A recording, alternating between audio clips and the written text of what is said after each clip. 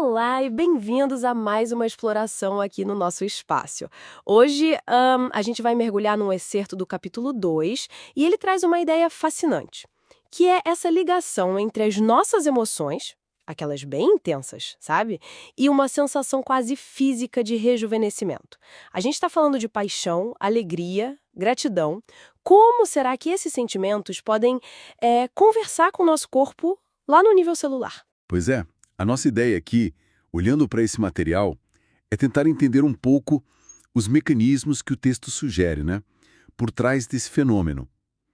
E, talvez mais importante, como é que essa compreensão pode ajudar a gente a lidar melhor com o impacto das emoções, tanto as boas quanto as mais desafiadoras, no nosso bem-estar, na nossa vitalidade. É uma coisa que quase todo mundo já sentiu, né? Aquela fase de paixão, que parece que a pele brilha, a gente tem uma energia que nem sabe de onde vem, ri mais fácil. E o capítulo pergunta: será que isso é só coisa da cabeça, um psicológico, ou tem uma base biológica real, como o texto parece apontar? Bom, vamos dar uma olhada nisso. O ponto de partida que o texto dá é ver o cérebro como um laboratório químico, bem sofisticado, aliás. Quando a gente sente emoções fortes, tipo a paixão que falamos, o cérebro não fica parado. Ele começa a produzir, liberar um monte de hormônios, neurotransmissores. O capítulo fala da dopamina, prazer, motivação, e da ocitocina, conexão, vínculo. Mas parece que o texto vai um pouco além do básico, né? Vai sim. O interessante no que o capítulo traz é a ênfase no impacto, como dizer, sistêmico desse coquetel químico. Não é só mudar o humor lá na cabeça. Essas substâncias elas viajam pelo corpo todo. O texto sugere que podem mexer com o coração, com a resposta do sistema imune, talvez até deixando mais forte ou mais fraco, dependendo da emoção, claro. Afetam a pele, a digestão. A ideia central ali é que sentimentos muito intensos e positivos, né, funcionam quase como um sinal para o corpo otimizar as coisas, metabolismo, talvez até regeneração celular. Fascinante. Mas como é que o corpo sabe que essa emoção é, tipo, importante a ponto de se mobilizar, assim? O texto dá alguma pista desse mecanismo? Porque sentir-se bem é uma coisa. Agora, o corpo mudar processos fisiológicos de forma tão visível é outra. Olha, o capítulo não entra em detalhes bioquímicos muito específicos, mas a interpretação que ele propõe é que emoções como paixão ou um entusiasmo muito grande são lidas pelo sistema nervoso como um estado de alta relevância ou oportunidade. É como se o corpo entendesse: opa, tem algo importante e bom acontecendo. Preciso estar no meu melhor. E essa interpretação, então, dispararia a cascata de hormônios e neurotransmissores que preparam o corpo. Daí a energia extra, a vitalidade, quase um upgrade temporário, para a gente aproveitar o momento, sabe? O texto foca mais na consequência que a gente percebe essa sensação de estar mais forte, mais vivo. Entendido. E o material também faz questão de dizer que não é só paixão romântica, certo? Não precisa estar vivendo um conto de fadas para ter esses efeitos. O capítulo fala de outras formas de amor, de conexão. Exatamente. E esse ponto é chave. O texto argumenta que o cuidado sincero com a família, uma amizade leal, aquela dedicação a um trabalho que tem significado para a gente, ou até compaixão pelo outro, todas essas experiências ativam mecanismos neurológicos e fisiológicos parecidos com os da paixão, talvez com intensidades diferentes, mas a base é similar. Envolvem conexão, propósito, emoções positivas que, segundo o texto, alimentam o corpo. E o capítulo cita alguma base científica para essa ideia mais ampla de amor que revitaliza? Sim, ele menciona estudos que fazem essa correlação, relações afetivas fortes e também a prática da gratidão, com indicadores de saúde bem concretos. Fala não só de menos cortisol, o hormônio do estresse, mas também de associações com maior longevidade e, olha que interessante, recuperação mais rápida de algumas doenças ou cirurgias. O texto reforça muito a comunicação entre coração e cérebro nos dois sentidos. Sugere que as emoções positivas dessas conexões da gratidão mandam sinais de segurança para o cérebro, e o cérebro, por sua vez, ajuda a promover um estado de equilíbrio e recuperação do resto do corpo. Se a gente junta tudo isso que o capítulo apresenta, começa a surgir um padrão, né? O bem-estar físico parece muito ligado à qualidade das nossas relações e à nossa capacidade de cultivar gratidão. Pela vida em si, não por outra pessoa necessariamente, mas por algo que move a gente por dentro. Correto. Ter um motivo forte para pular da cama. Pode ser um hobby que te absorve, uma causa que você defende com garra, um projeto criativo, ir atrás de um sonho. O capítulo defende que esse tipo de entusiasmo é uma fonte contínua de vitalidade. Tem até uma ideia no texto que diz: não é a idade que envelhece a gente, é a falta de entusiasmo. E aqui fica mesmo interessante pensar no entusiasmo não só como algo mental, mas como um combustível biológico mesmo. E como o cérebro responderia a esse entusiasmo pela vida? É parecido com a resposta da paixão, segundo o material? O mecanismo sugerido é parecido, sim. O cérebro interpreta esse estado de engajamento, de antecipação positiva como um sinal. O organismo precisa funcionar bem para realizar isso.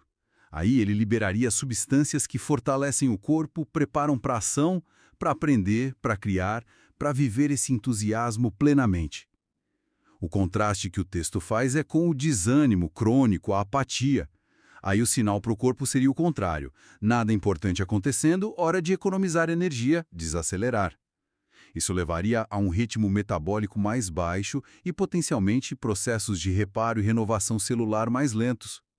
Então o entusiasmo não é só se sentir bem, é mandar um sinal para o corpo, mantém a máquina funcionando a todo vapor. Aí o capítulo entra numa ideia de que a gente tem um papel ativo nisso, né? Usa aquela analogia de escolher quais emoções alimentar, como a gente escolhe o que come.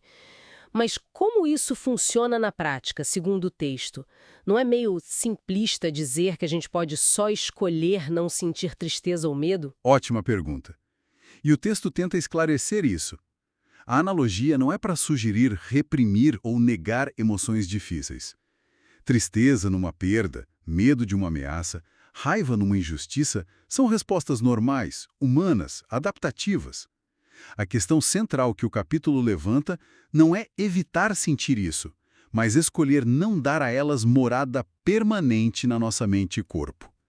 É reconhecer, processar, mas não deixar que virem nosso estado padrão, a lente única pela qual a gente vê o mundo. A escolha está em onde a gente põe o foco e a energia na maior parte do tempo. Ah, então a ênfase é mais em criar ativamente os contrapontos positivos. Precisamente. O texto foca muito na importância de forma consciente e intencional, a gente criar momentos no dia a dia que despertem alegria, carinho, admiração, entusiasmo, mesmo que sejam coisas pequenas, rápidas.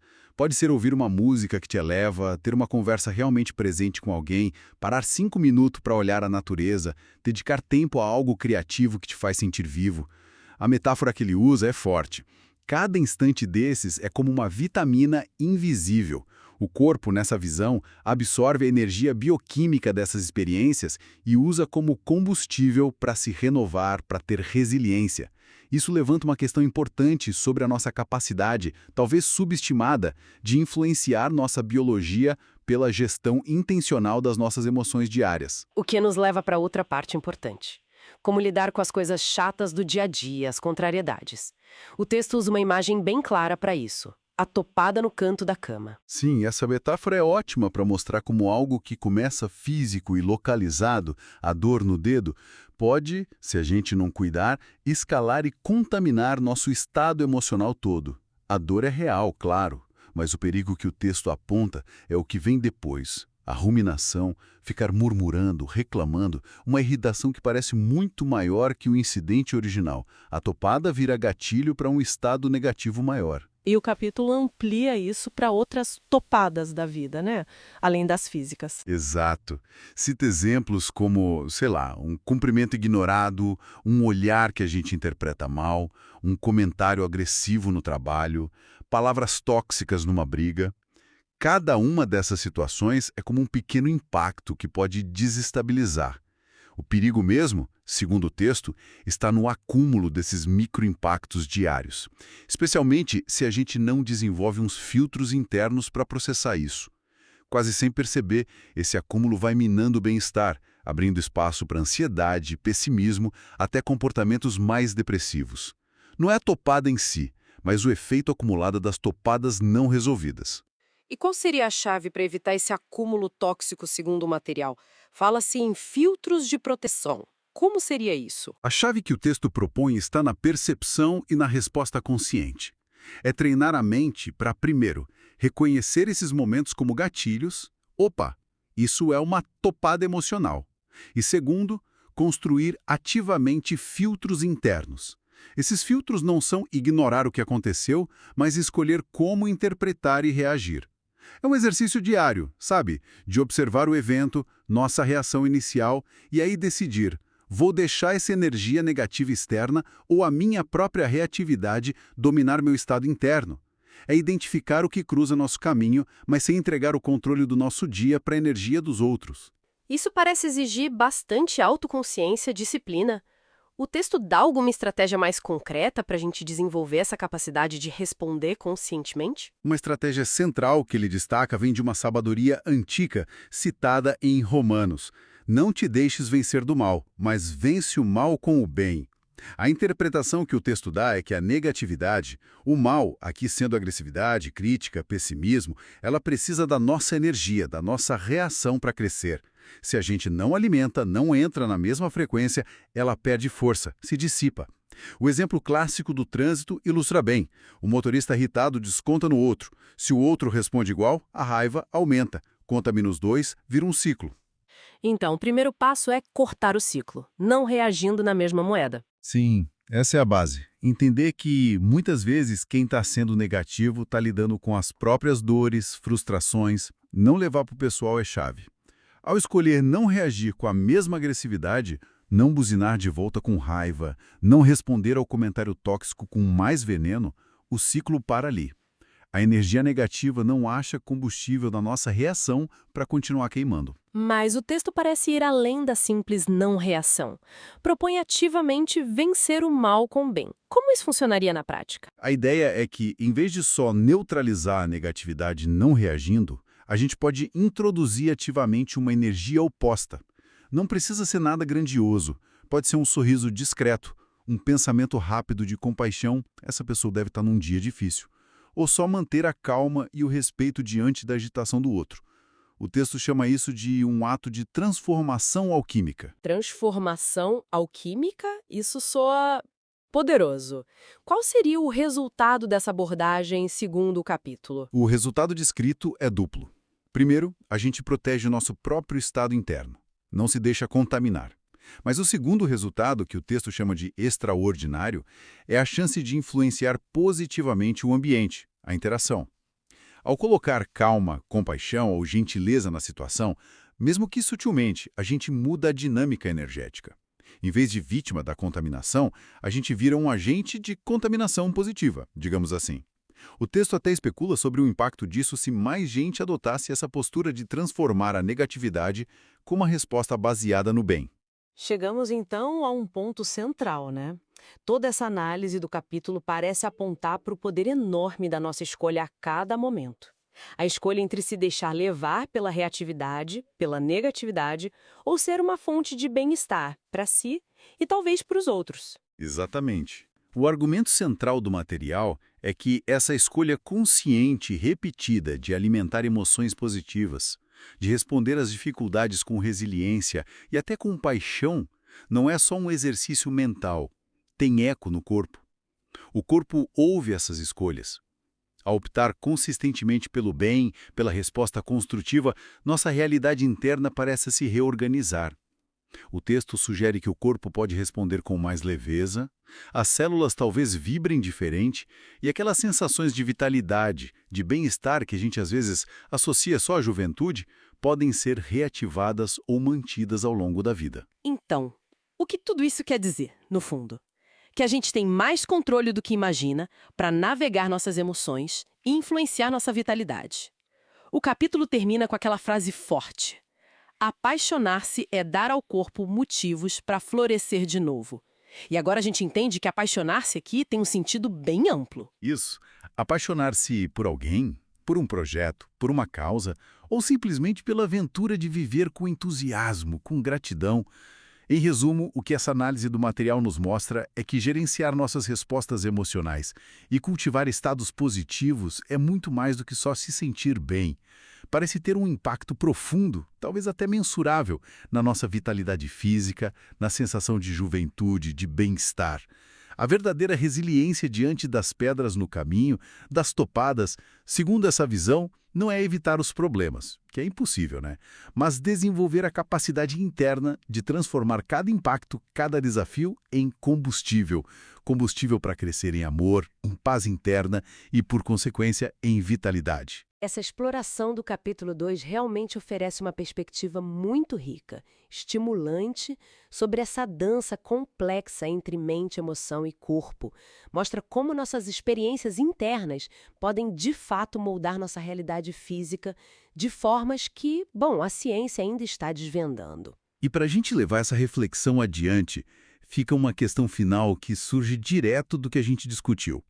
Considerando essa ideia de que cada momento de emoção positiva pode ser como uma vitamina invisível para o nosso sistema, qual seria um pequeno hábito, um micromomento intencional que cada um poderia colocar no seu dia a dia para conscientemente fortalecer essa energia de renovação?